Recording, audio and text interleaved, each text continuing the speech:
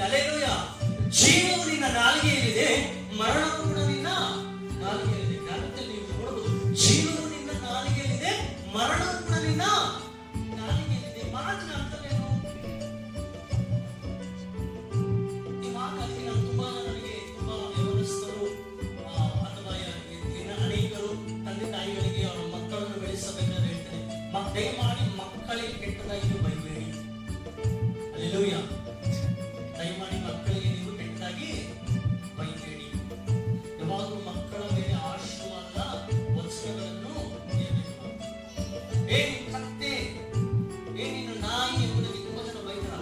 ಆ ಕತ್ತೆ, ಆ ನಾಯಿ ಎಂಬುದಾಗಿ ನೀವು ಬೈದ